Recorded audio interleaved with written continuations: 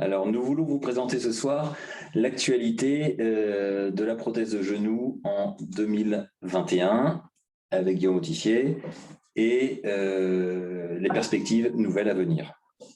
Je n'ai pas de diapositive par contre. Ça arrive. Ça arrive.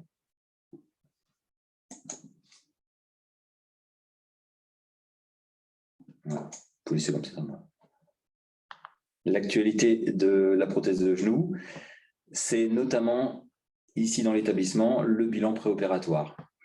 Vous allez le voir, nous sommes capables à la clinique d'organiser un bilan préopératoire sur une demi-journée qu'on a intitulé l'école des patients, qui nous permet de réaliser une consultation cardiologique, si le patient n'a pas de cardiologue attitré, d'une consultation d'anesthésie, d'un bilan radiographique préopératoire pour nous permettre, nous chirurgiens, de réaliser la planification préopératoire, d'un bilan biologique, d'une présentation de l'établissement qui est faite par une infirmière dédiée, qui schématise le parcours du patient depuis son entrée jusqu'à la chambre, le passage par le bloc opératoire et la sortie. Et également d'une présentation kiné qui explique les premières séances à faire en post-opératoire immédiat dans l'établissement. Tout ceci, je vous le disais, coordonné par une infirmière qui est dédiée, qui explique et qui véhicule le patient toute cette demi-journée, permettant de réaliser l'ensemble de ce bilan. Le bilan préopératoire peut être également postural. On réalise en effet un parcours postural. Je ne peux pas passer la diapositive, c'est bon. Le déroulement, il commence par bien évidemment la consultation chirurgicale. Cela nous permet de dépister d'éventuels problèmes posturaux avant l'intervention, qui peuvent être des pathologies rachidiennes, le problème éventuellement de port de semelle orthopédique. J'examine le patient d'un point de vue statique de façon sommaire. Ça nous permet de prévenir pas mal de choses en post-opératoire. J'interviens aussi dans le sens où on évalue le potentiel d'investissement du patient à ce projet posturo-chirurgical. Le cas échéant, un bilan postural est réalisé avec un éventuel programme de rééducation préopératoire afin de prévenir des pathologies de compensation éventuelles après l'intervention. Une réévaluation posturale est faite entre 6 semaines à 2 mois après l'intervention, après le protocole de rééducation, pour vérifier s'il n'y a pas de compensation résiduelle. Quels sont les intérêts? Eh bien, c'est notamment la position sur la table d'intervention afin de prévenir d'autres pathologies associées, comme par exemple un patient qui pourra avoir des cervicalgies. Eh bien, on fait attention maintenant sur sa position au niveau de la table d'intervention pour éventuellement prévenir les douleurs post-opératoires. C'est, je vous le disais tout à l'heure, la prévention de pathologies post-opératoires, compensatrices ou non. Cela permet une récupération plus rapide, avec une durée de séjour et d'arrêt de travail moins importante. Vous comprendrez que cette prise en charge est personnalisée directement pour le patient. Cette présentation fera d'ailleurs l'objet, dans un avenir assez proche, j'espère, en fonction des conditions sanitaires nationales, en présentiel, afin de permettre de réaliser des ateliers pour vous faire comprendre un peu mieux l'intérêt et la prise en charge de posturo-chirurgical et ce parcours posturo-chirurgical. Les actualités de la prothèse de genou, c'est aussi la technique chirurgicale, et notamment la voie d'abord subvastus qu'on réalise, Guillaume et moi, depuis pas mal d'années. La technique chirurgicale consiste à inciser le bord médial du tendon rotulien.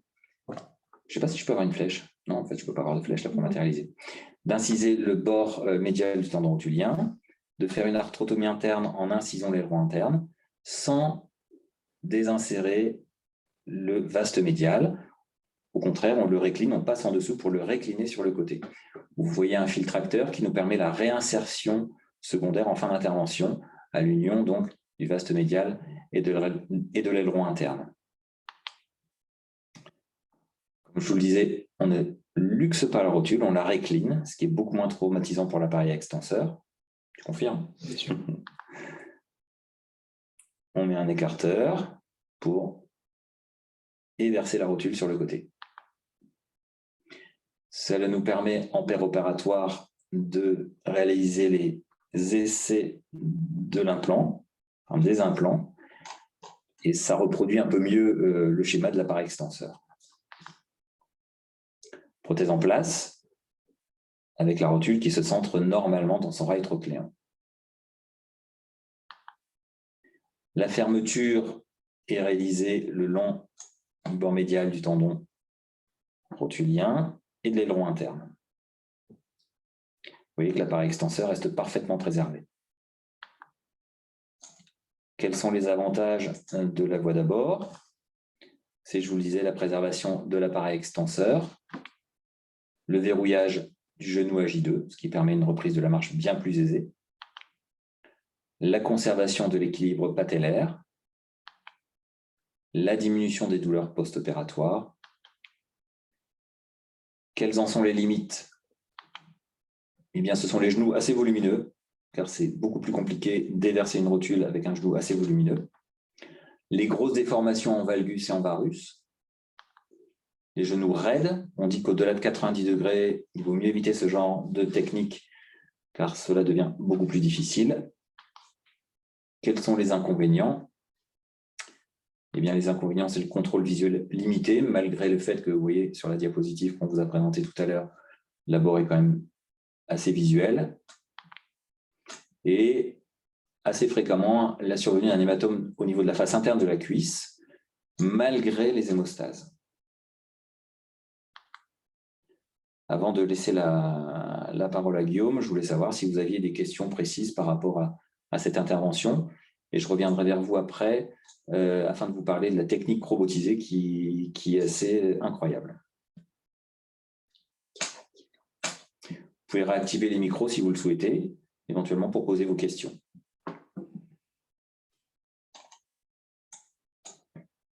Ce que je voulais juste rajouter à la présentation, c'est que vous l'aurez bien compris, notre métier n'est plus le même depuis quelques années maintenant. Notre prise en charge ne se résume plus à un acte chirurgical, c'est vraiment un parcours patient, une préparation du patient. Ce n'est pas qu'on est obligé de le faire, c'est que c'est vraiment mieux pour la suite, pour le patient. Et ça a quand même considérablement changé notre façon de prendre en charge les patients. Pas de questions?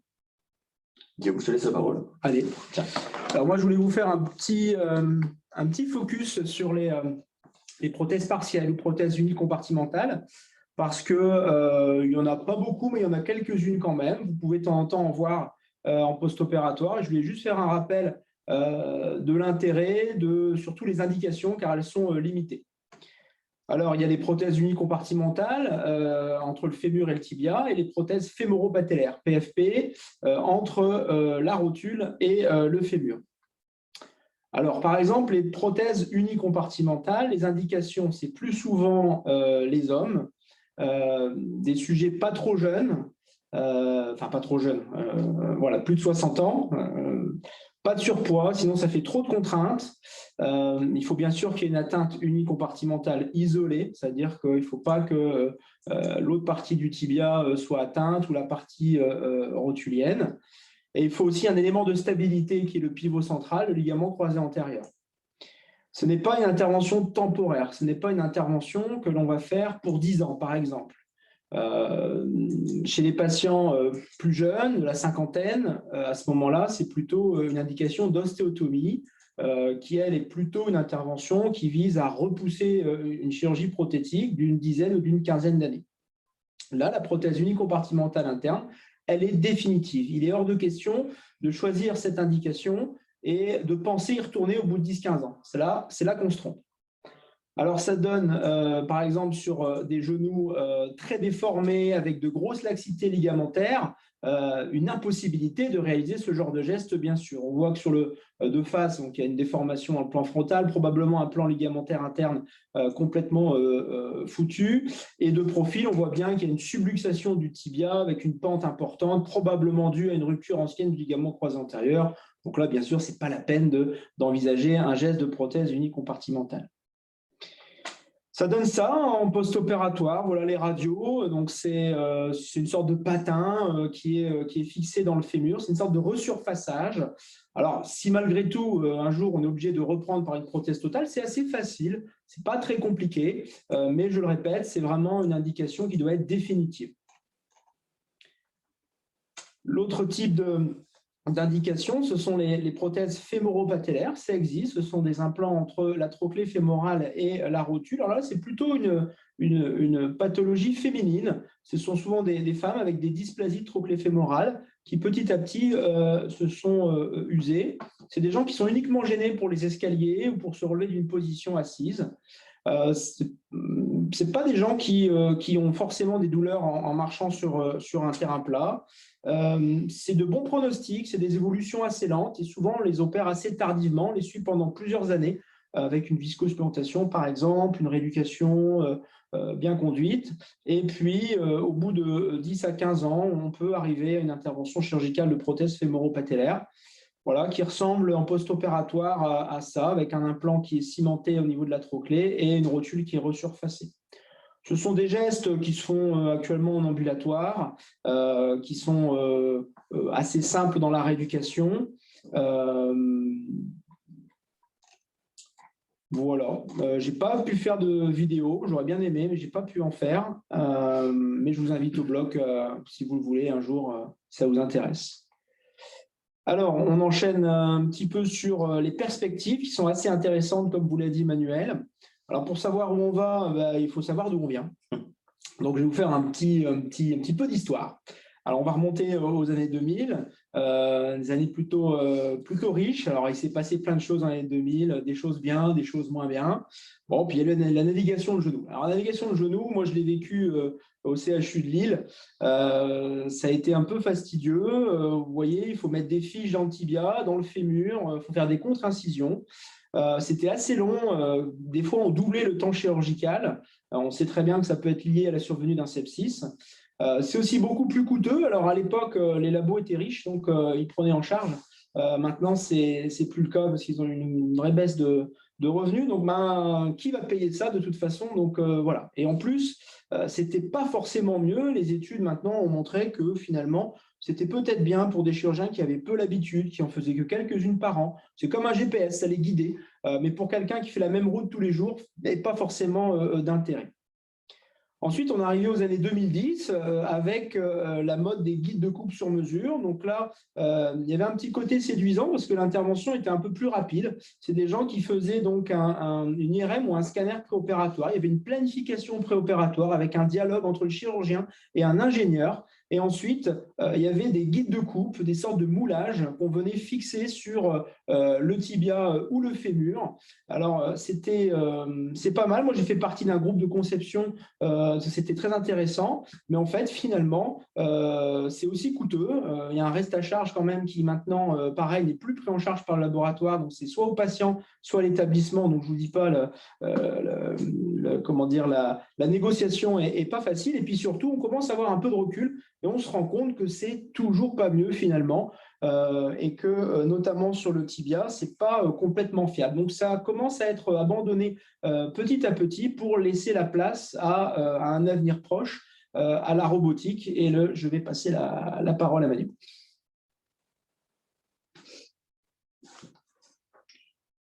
La technique robotisée, ou plutôt l'assistance robotisée, car vous allez le voir, le dernier mot reste au chirurgien quand il s'agit de faire les coupes au niveau fémoral et tibial. L'historique, on vient de le voir avec Guillaume. Cette technique d'assistance robotisée a démarré à la fin des années 1990. L'intérêt, il est toujours pour avoir une récupération maximale du genou prothétique, l'optimisation de la réaxation du membre inférieur. Deuxième chose, c'est l'équilibrage ligamentaire qui doit être actif sur toute l'amplitude articulaire. Ce sont les deux arguments qui nous permettent une récupération maximale du genou prothésé. De quoi dispose-t-on? Eh bien, on dispose de capteurs, comme vous l'a montré Guillaume, qui se fixent à la fois au niveau du tibia, mais également au niveau du fémur. Ces capteurs sont reliés à une console centrale qui centralise les informations. Alors, vous voyez qu'il y a différents laboratoires qui ont élaboré ce genre de projet. J'ai mis 3 exemples, il y en a bien d'autres. Et puis, pour d'autres systèmes, on va jusqu'à l'utilisation de bras robotisés qui nous guident les coupes finales à la fois au niveau fémoral et tibial. Je vous montrerai tout à l'heure sur des petites vidéos comment ça fonctionne. Quelle est la procédure chirurgicale? Eh bien, cela nécessite, là encore, un examen taux-densimétrique préopératoire qui va nous modéliser en 3 dimensions le genou concerné du patient. On collecte ces informations dans le logiciel de la console centrale. Une fois réalisée, l'intervention, comme je vous le disais, nous permet le positionnement des capteurs, à la fois au niveau fémoral et tibial. Les capteurs posés, eh bien, on évalue et on positionne le membre inférieur dans l'espace. Vous voyez, on a schématisé, modélisé le membre inférieur dans l'espace.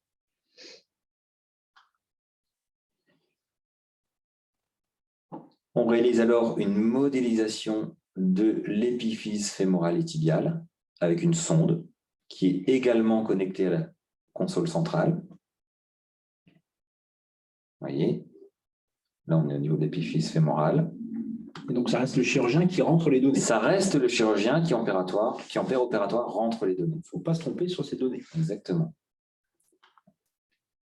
Voilà, vous allez voir qu'on matérialise avec cette sonde l'épiphyse fémorale.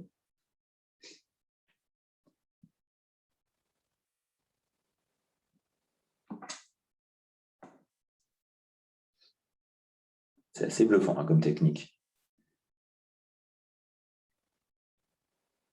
L'ensemble de l'épiphyse est donc modélisé.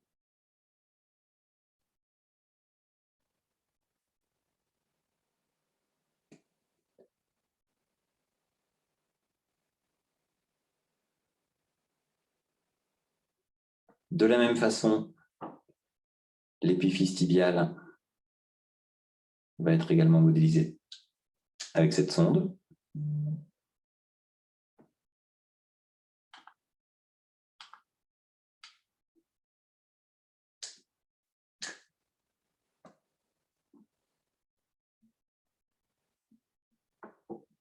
Et une fois que les deux parties sont modélisées,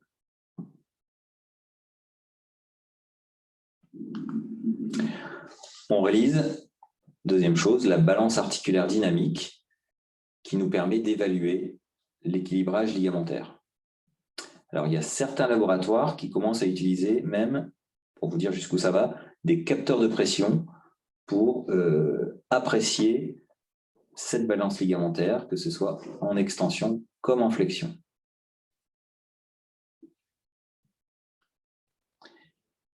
Une fois réalisé, on réalise une confrontation des données numériques tomodensimétriques qui ont été faites avant l'intervention sur le scanner et la réalité péropératoire. Et vous voyez, chose incroyable, on est avant les coupes osseuses définitives qui nous permettent de poser l'implant, donc on est avant ça, et que le logiciel nous permet, prothèse en place, vous voyez sur la petite fenêtre en haut à droite, de visualiser le fonctionnement de la future prothèse sans avoir fait les coupes fémorales et tibiales. Les coupes osseuses sont alors réalisées. Alors là, il y a plusieurs façons de les réaliser. Certains laboratoires utilisent ce qu'on appelle un bras robotisé qui nous permet de faire la coupe selon un axe défini en fonction de tout ce qui a été constaté pendant l'intervention. Donc, c'est nous qui tenons la gâchette en dernier recours, mais c'est le bras qui guide l'orientation de la coupe. Et vous voyez que la coupe est schématisée sur la console centrale du côté gauche. On voit vraiment ce qu'on coupe. L'autre façon, là encore, c'est un bras, mais qui nous positionne le guide de coupe en fonction, là encore, de ce qui a été calculé pendant l'intervention. Le bras robotisé nous positionne simplement le guide de coupe pour nous-mêmes faire les coupes, réaliser les coupes avec la scie oscillante. Donc là, on a fait et réalisé la coupe distale. On va réaliser la coupe antérieure. Tout est contrôlé. À chaque coupe, vous voyez, il y a un contrôle systématique qui est réalisé.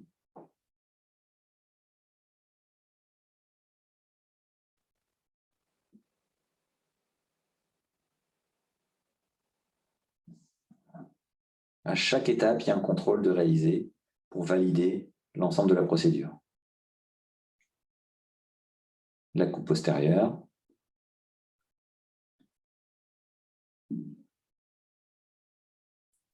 Et enfin, les chanfreins qui vont être resséqués. Chanfrein antérieur et chanfrein postérieur.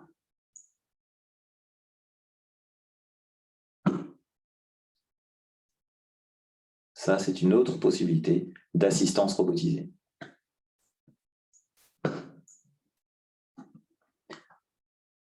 Troisième possibilité, alors là, c'est un petit peu différent. On n'utilise plus une scie oscillante, on utilise une fraise qui est guidée, là encore, par le logiciel de la console centrale. C'est-à-dire qu'on va utiliser cette fraise pour enlever le cartilage restant et réaliser la coupe osseuse. Cette fraise est guidée et elle s'arrête au moment voulu et elle se rétracte quand la coupe optimale est réalisée. Vous voyez que cette fraise est d'ailleurs reliée avec également des capteurs au sein de la console centrale. Quels sont les avantages?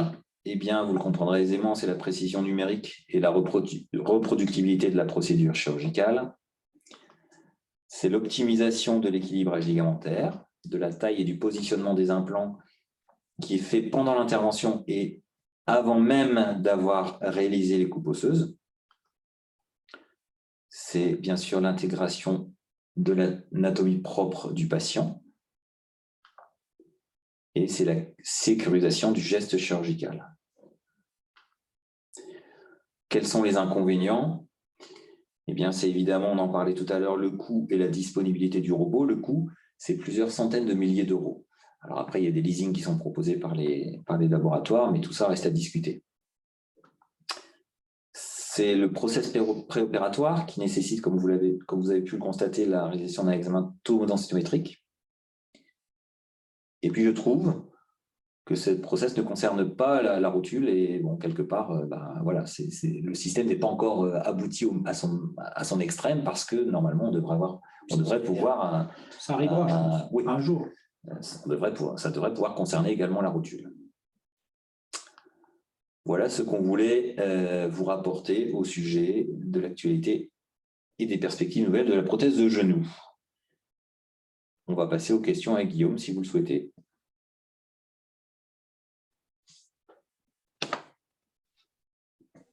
Oui, Éric Charon, vous m'entendez? Oui, salut Eric, très bien. Bonjour Eric. Oui, alors bonjour. Et c'est pour quand ces robots, là, cette robotisation? Et ça, où en France déjà? Oui. Oui, il y a quelques centres qui utilisent ce genre de robots, mais c'est très ponctuel. On est quand même assez prudent, nous, sur leurs utilisations, car il faut que ce soit validé, il faut que ça ait un réel intérêt. Bon, après, il y a une question de coût, mais c'est dans les mois qui viennent, dans les maximum dans l'année, dans les 2 ans qui viennent, moi, je trouve. Ah oui, c'est pour demain, quoi. D'accord. Oui, si on vous en parle, c'est parce que c'est imminent. C'est d'actualité. Il y a des choses, notamment les coûts, qui sont une part importante de la négociation et qui ne dépendent pas forcément que de nous. Nous, on s'y intéresse, on s'y penche. on le fera. Voilà. Quand, on ne peut pas vous dire. Et surtout, on veut être sûr que tout soit validé. Actuellement, je ne dis pas expérimental, mais c'est à la phase d'essai dans certains CHU. Ça paraît séduisant. Donc, voilà. On est très attentif, voilà. C'est ça. Oui.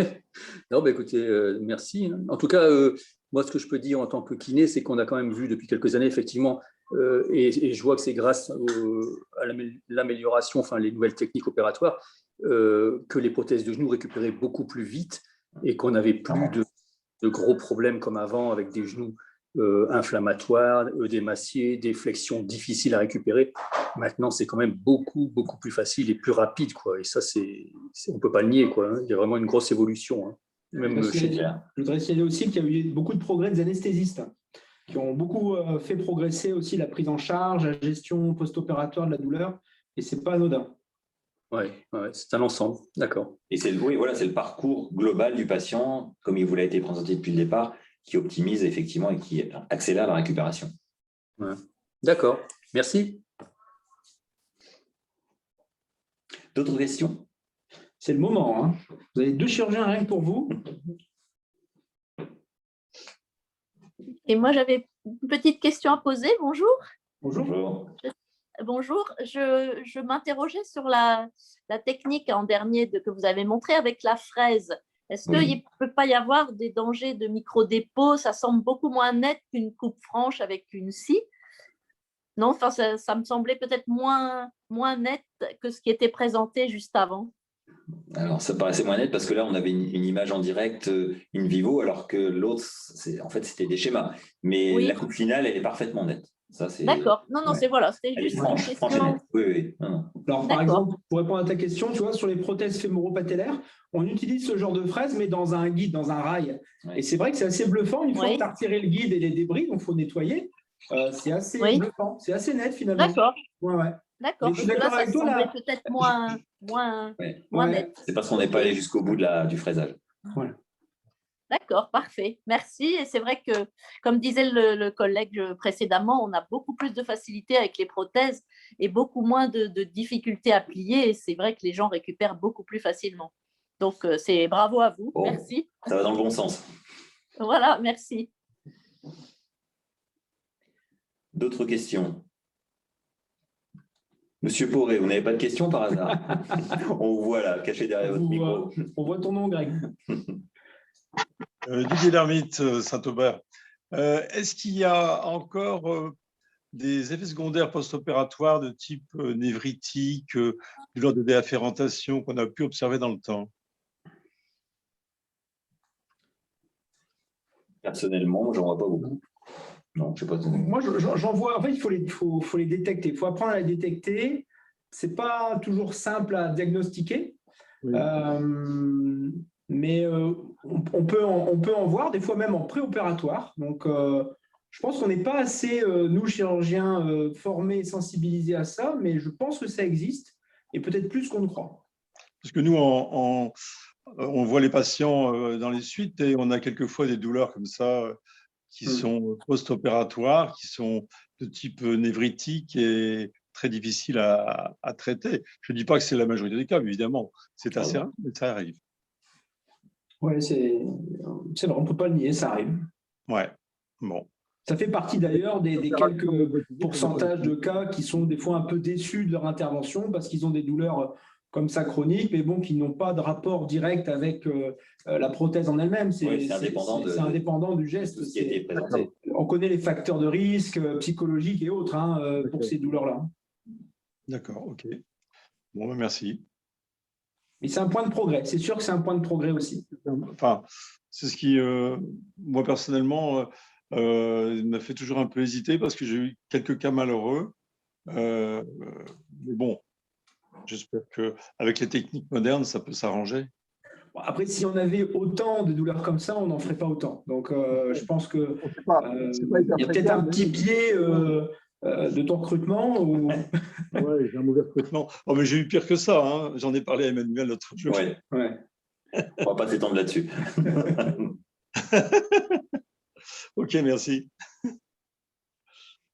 Y a-t-il d'autres questions en chat, En chat, il n'y a rien. En chat, il n'y a rien.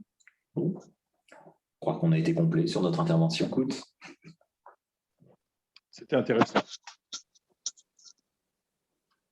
Oui, bah, c'était très intéressant et important de savoir, justement, parce que quand on récupère les patients, de savoir un peu comment ça a été, de visualiser la technique, parce qu'on nous dit on fait ci, on fait ça, mais là au moins, on visualise la technique. Bien sûr. Mais le jour où on initiera ce genre de technique, on refera une communication, vous serez conviés, enfin bon, on vous présentera vraiment de façon très… peut-être même un live. Hein, Ouais, peut-être même un live, pourquoi pas, oui, bien sûr. Ouais. Ce sera… On ne laissera pas ça sans suite, en tout cas.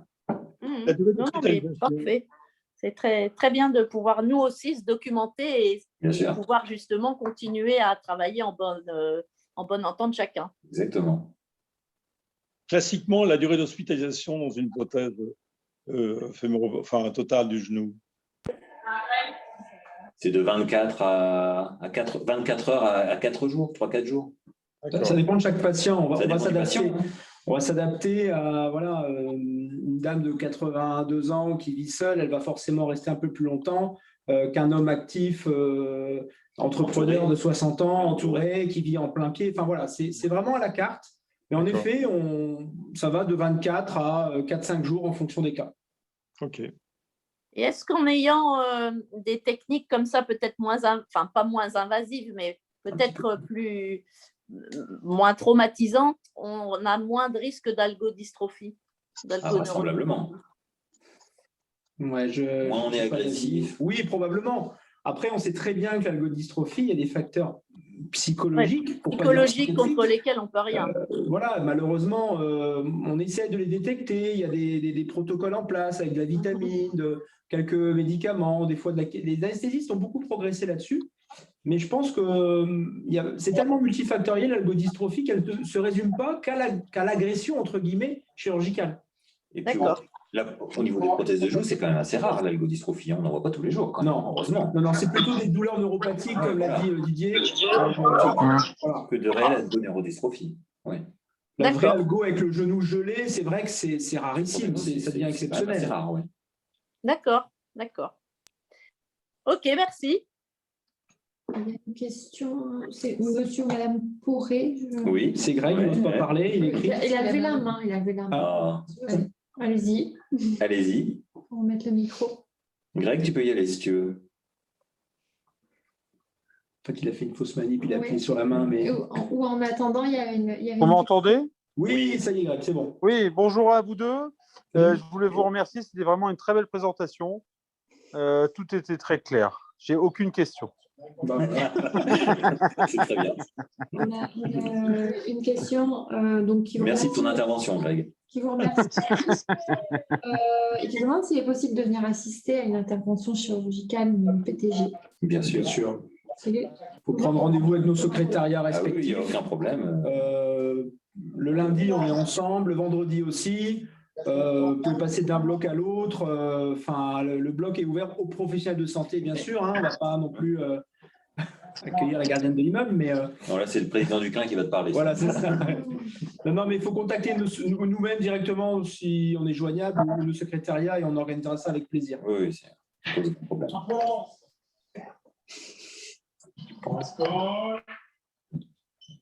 Y a-t-il d'autres questions?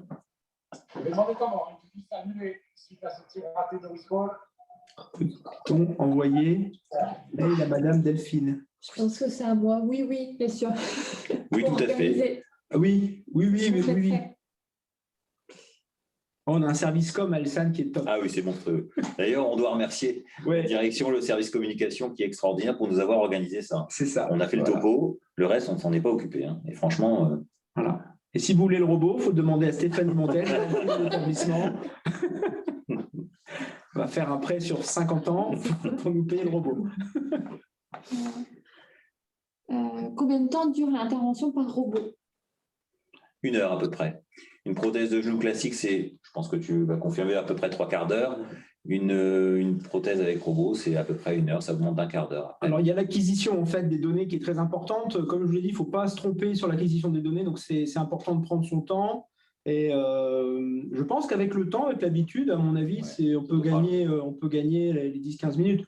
Bon, le plus important, c'est que ça ne double pas le temps d'intervention et que surtout, on gagne en précision. C'est ça qu'il faut Et retenir. résultat.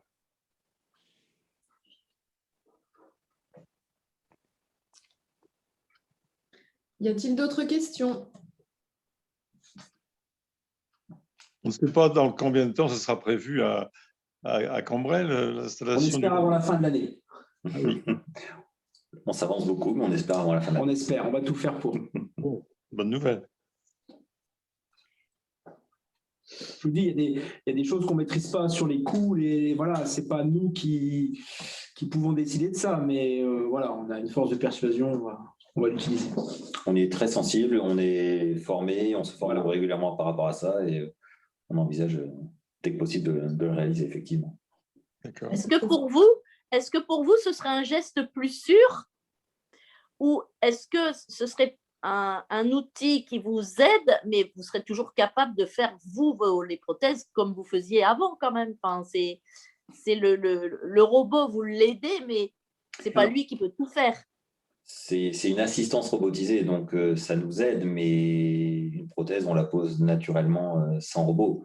Et personnellement, j'ai du mal à faire confiance à autre que moi pour une coupe osseuse. Donc, bon, bien sûr qu'on prendra en charge et on prendra en compte les calculs du logiciel et de tout ce qui va avec, mais ce n'est qu'une aide supplémentaire qui nous valide les différentes coupes osseuses et qui nous évalue, c'est très important, il nous évalue le résultat de la prothèse avant d'avoir fait les coupes osseuses. Ça, c'est très important. D'accord. Et est-ce que vous allez vous entraîner comment?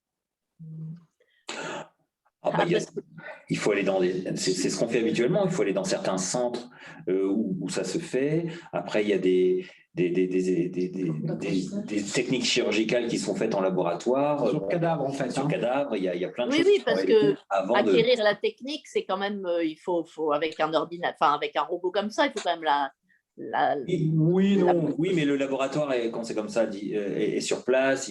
C'est eux qui font l'intégration des données. Bon, voilà, ils nous familiarisent avec l'environnement informatique et on est aidé de façon très importante. Et même, il arrive des fois que lors de la première intervention, le chirurgien responsable se déplace, vienne dans l'établissement, nous montre. D'accord. Oui, voilà, parce que je pense que c'est… Mais ça n'empêche que, de toute façon, la prothèse, avec ou sans robot, on sait la réaliser. Donc, le robot ne sera qu'en tant qu'aide au départ. Et on est là toujours pour verrouiller l'information. C'est un peu comme quand tu changes de voiture, tu vois, tu sais conduire, mais tu as une nouvelle voiture, donc il faut… il faut la prendre en main.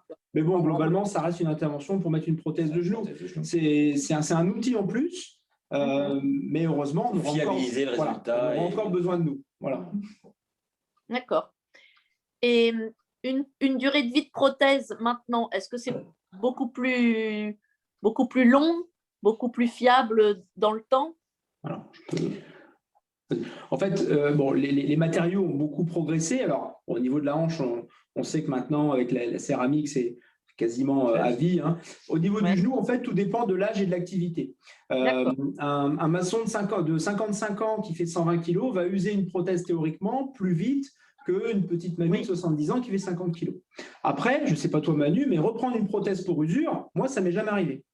D'accord. J'ai déjà repris pour des décellements, mais une vraie usure du polyéthylène, moi, ça ne m'est jamais arrivé.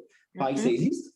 Et maintenant, les matériaux ont beaucoup progressé. C'est comme les voitures, les téléphones portables, la technologie, l'orthopédie bénéficie aussi des avancées technologiques.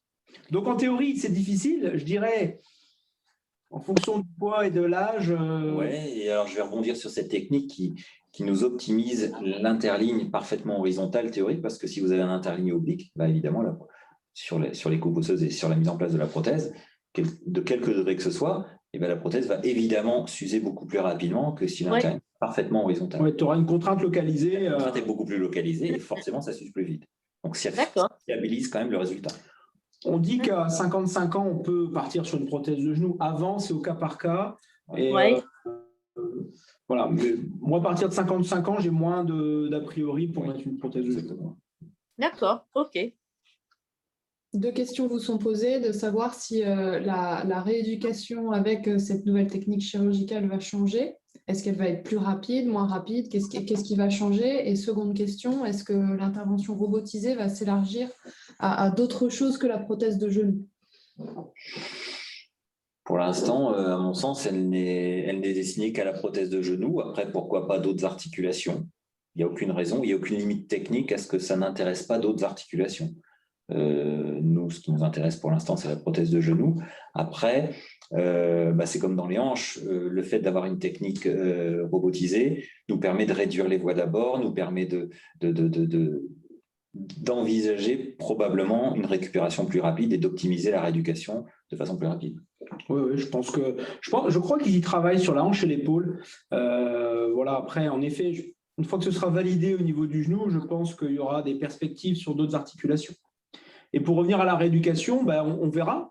Pour l'instant, je ne peux pas vous dire. Je pense que la rééducation sera plus facile. Est-ce qu'elle sera plus longue? Ça, Il n'y a aucune raison. Il n'y a aucune raison qu'elle le soit. Plus court, peut-être. Mais il n'y a aucune raison qu'elle soit plus longue. Mais vous Après, aurez ça le temps de dépend travail du aussi, hein. patient. Ça dépend des Ça dépend patients. du de toute patient, façon. bien sûr. Mais peut-être qu'ils pourront plus vite aller au cabinet. Voilà, ils seront peut-être plus vite autonomes. Oui, voilà. D'accord. Mais vous nous direz, une fois qu'on le fera, vous nous direz, ça va plus vite. OK. Alors, À terme, est-ce que les anciennes techniques ne seront du coup plus jamais utilisées, ou alors est-ce que vous allez avoir finalement une palette vous permettant de réaliser l'intervention chirurgicale en fonction de la typologie du patient ou de son mode de vie? Je pense que de toute façon, il faudra toujours savoir poser une prothèse avant d'utiliser la technique robotisée. Donc après, ça dépendra effectivement de chaque patient, hein. Ce sera vraiment au cas par cas, mais il faudra de toute façon toujours savoir poser une prothèse de genou sans technique robotisée avant de pouvoir l'utiliser. oui, puis il y aura les reprises aussi. Voilà, je pense que c'est un éventail en plus, une palette en plus, mais faire totalement du robot, en tout cas pas là dans les années à venir. C'est un outil technique supplémentaire qui nous permet de valider l'intervention. Lydie, il y a quelqu'un derrière toi, fais gaffe.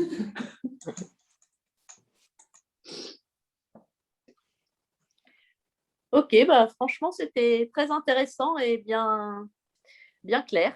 Et vous êtes les bienvenus, on le répète, il n'y a aucun souci. Alors pas tous en même temps, mais un à la fois.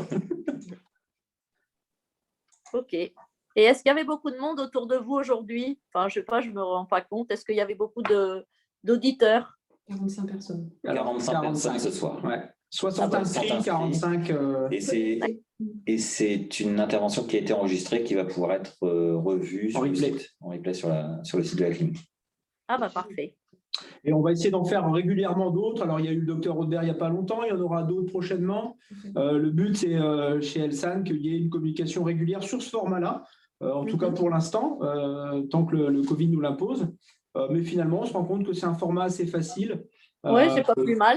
Qui est pratique pour tout le monde. Voilà, vous êtes chez vous. Voilà. Oui, non, c'est vrai, c'est une bonne formule aussi. C'est une bonne idée. Tant qu'il y a du monde qui répond, en tout cas, on continuera. OK, on est prêt. Ça marche. Avec grand plaisir. Avez-vous d'autres questions? Non, je pense que... Apparemment pas. Bon. S'il y a des questions a posteriori, il y a toujours un mail disponible et on tâchera d'y répondre. On est toujours joignable. Et on est joignable. Merci à tous et excellente soirée. Bien. Merci à vous tous. Merci beaucoup. Bonne soirée, au revoir. Bonne soirée. Au revoir. Merci, au revoir. Au revoir.